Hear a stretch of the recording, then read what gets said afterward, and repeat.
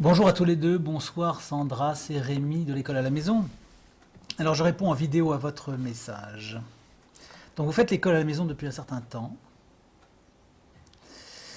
Et maintenant vous éprouvez quand même un peu les limites de votre activité avec les enfants face à la concentration, le désir d'apprendre, le goût de l'effort, la motivation en général. Alors ça, c'est pour nous très intéressant parce que, évidemment, c'est la situation dans laquelle se retrouvent pas mal de parents, de mamans en particulier, qui se lancent et qui le font avec tout leur bon cœur et toute leur bonne volonté, mais qui n'ont pas forcément les astuces.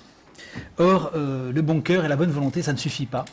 Éventuellement même, ça nous met dans le mur, parce que l'enfant a des besoins qui ne sont pas forcément, étant donné qu'il a déjà fait le plein de l'affection, il reviendra vers l'affection plus tard, mais très souvent, quand l'enfant a fait le plein de l'affection, et ça on le voit très bien entre 5-6 ans et la fin de l'adolescence, voire l'âge adulte, c'est une longue période durant laquelle l'enfant n'est pas tellement demandeur, relativement peu demandeur de l'affection de ses parents, et davantage d'autres choses.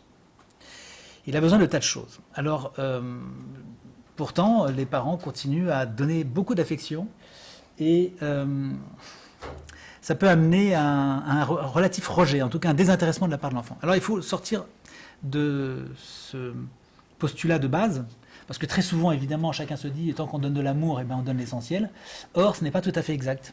D'autant que cet amour a une forme parfois relativement répétitive et unilatérale. Après tout, nous sommes ce que nous sommes et notre façon de donner de l'amour, mais les enfants finissent par la connaître par cœur. Donc ils ont besoin d'autre chose. Et c'est à ce moment-là qu'il faut accepter de se dire, bon, il faut que je donne autre chose à mon enfant. Une autre manière d'être, une autre attitude, d'autres horizons. Et donc, à ce moment-là, on commence à travailler autre chose. Moi, j'aime bien dire travailler un autre personnage, exactement comme au théâtre, si vous voulez. Un acteur qui se présente sur les planches du théâtre et qui n'est que lui-même, c'est pas passionnant. Mais un acteur qui s'investit d'un personnage intéressant, avec un texte, avec quelque chose qui se passe, là, ça devient intéressant. Et donc, c'est pas seulement de la spontanéité de la maman qui se dit j'y vais avec mon cœur, ou du papa d'ailleurs, mais c'est la réflexion et le travail sur un personnage un peu différent qui se trouve toujours en vous-même. C'est pas quelqu'un qui est différent de ce que vous êtes, mais c'est quelqu'un qui est en vous-même, qui sommeille et qui est un personnage ou des personnages qui sont des personnages qui pourraient beaucoup intéresser l'enfant.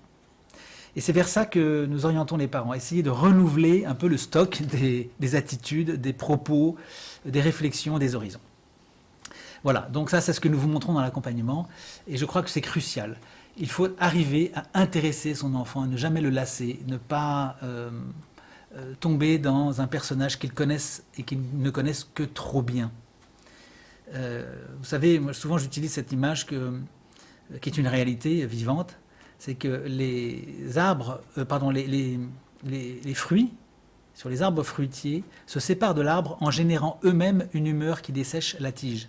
Les pommes, les pêches, eh bien, elles se séparent de l'arbre en générant elles-mêmes l'humeur qui dessèche la tige. Je dis ça parce que ça nous explique pourquoi les adolescents eux-mêmes s'éloignent de leurs parents et ont besoin de voir autre chose que ce qu'ils ont reçu. Ils ont même besoin, en partie, de le brûler, de le détruire, pour voir si ça résiste au feu.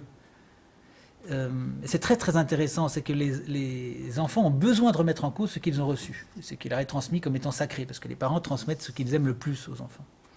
Et donc, est-ce que ça vaut quelque chose? Et donc cette réaction est tout à fait normale. Dès lors qu'on comprend comment ça fonctionne, eh bien, on change de registre et on donne à l'enfant des choses dont il a vraiment besoin, des choses différentes, pour lui permettre de faire son propre tour du monde avant de revenir vers vous. Car les enfants ne reviennent auprès des parents que lorsqu'ils ont accompli eux-mêmes un périple. Voilà, alors ça c'est une expérience extrêmement intéressante qu'on peut traverser au travers de l'éducation. Voilà, nous utilisons des supports de cours CPC qui nous ont fortement aidés au début. Nous élargissons, testons les CPC et approches différentes de plus en plus. Voilà, moi ce que je vous recommande, c'est comme vous avez maintenant une très bonne expérience, vous avez 3 ans, donc vous avez quand même beaucoup de faits de choses, c'est de vous orienter vers les enseignements informels d'une part, et d'autre part, je vais vous montrer qu'il faut arrêter de faire cours comme on le fait, et de transmettre à l'enfant la responsabilité du cours. Donc ça, on va vous montrer. C'est extrêmement intéressant et ça rend l'enfant beaucoup plus mature, beaucoup plus autonome, beaucoup plus tôt. Il prend en charge lui-même ses cours, certains de ses cours. Et de moins en moins, on intervient, de moins en moins on prépare. Nous faisons en sorte que les parents préparent, si possible, plus du tout les cours. que ce soit l'enfant qui prépare, et vous êtes juste là pour surveiller que le travail se fasse bien, pour suivre, et pour encourager, pour donner des directions, et pour voilà, comme un entraîneur. L'entraîneur, il ne va pas sur le terrain, il n'a pas besoin d'aller sur le terrain, mais il donne les bonnes astuces. Donc il ne faut pas trop se mêler de faire court. Au bout d'un moment, quand on a suffisamment d'expérience, moi je dis ça, après quelques mois, vous voyez, vous avez commencé, bon, vous faites au début normalement les choses, de manière un peu scolaire, mais après, progressivement, il faut lâcher la bride et laisser l'enfant prendre en main. Il faut lui montrer comment on fait, bien sûr, mais peu à peu, on lui délègue le cours. Parce qu'après tout, plus on attend à soi, mieux c'est. Voilà. Et meilleur c'est pour l'enfant, puisque lui, il devient autonome. Si bien que nous avons des enfants qui ont 15 ans, 16 ans, qui sont des parfaits étudiants. Ils sont parfaitement autonomes. Et à la rigueur, moi, j'ai mes grands, enfin, les moyens maintenant, parce que les plus grands sont partis, mais les moyens, je ne sais pas ce qu'ils font. Je ne sais pas du tout ce qu'ils font. Je vois de très très loin. Je sais qu'ils font des maths, de la philo, du français, etc. Mais des sciences naturelles. Mais je serais bien incapable de dire où ils en sont. Et je suis incapable de leur faire cours. De toute façon, sur les choses qui me dépassent, à des niveaux trop élevés maintenant. Eh bien, c'est pas un problème. En revanche, je m'assure quand même qu'ils soient au boulot et que quand ils ont besoin d'un coup de main, ou de s'arrêter, parce que parfois ils travaillent trop, je suis obligé de leur dire non, non, maintenant tu t'arrêtes, pendant 2 jours, on va partir en promenade et je veux plus que tu travailles, il faut que tu fasses autre chose. Ou je les envoie dans les stages de voile ou des choses comme ça, mais je suis là, je suis l'entraîneur pour dire bon, on travaille un peu plus ou on travaille un peu moins. Voilà. Et c'est vers ça qu'il faut aller. Donc, confier l'autonomie à l'enfant, lui transmettre la capacité à apprendre tout seul, c'est ça qui va faire que plus tard, il sera capable de travailler seul, sans qu'on ait besoin de lui dire comment on le fait à l'école.